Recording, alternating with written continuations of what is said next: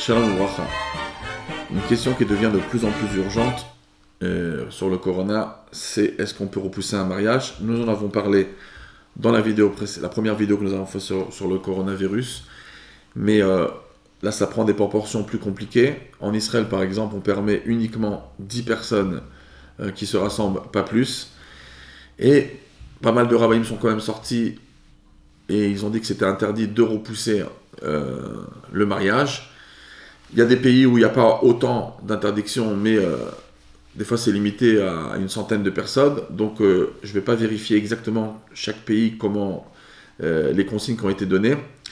Mais la question elle se pose en vérité dans tous les pays, parce que la simcha, la joie du mariage pourrait être affectée. Et aussi, une personne n'a pas envie de sentir que son mariage était un petit peu différent, bizarroïde, que le mariage a commencé du pied gauche. Et ce sont des sentiments des fois qui pourront un petit peu travailler l'esprit, hanter un petit peu, si on peut dire, l'esprit du Khatan Kala durant leur vie. Et donc, d'un autre côté, on a un petit problème, c'est qu'on ne sait pas quand c'est que ça va s'arrêter, malgré qu'on est hyper optimiste. Et on espère que très vite, on aura un bel été pour bien se promener et faire des beaux mariages. Mais donc, cette question est pertinente.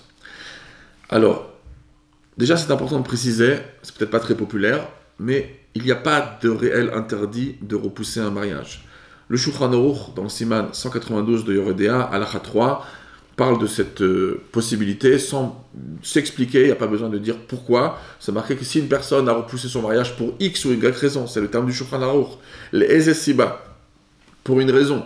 Il y a des fois des raisons un peu plus complexes, comme c'est marqué dans Yoreh De'ah aussi, dans les lois de deuil, dans le Siman 341, et également dans le Siman 392, mais on peut parler ici de différentes raisons qu'une personne repousse le mariage.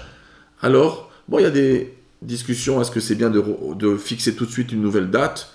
Alors oui, c'est une bonne chose, ça peut faire même une différence halachique par rapport à certains halachot qui sont expliqués dans le Siman 192, comme le Shach l'explique le Siftei Kohen sur place, mais il y a oui des possibilités halachiques de repousser. Alors ici, c'est évident que de repousser à une manière indéfinie, ça peut être aussi risqué. Alors, c'est pour ça que moi je dis quand même que la chose, elle est quand même, il y a certaines ouvertures. Donc, de ne pas penser que c'est complètement interdit, il faudra prendre, voir cas par cas avec le Rav.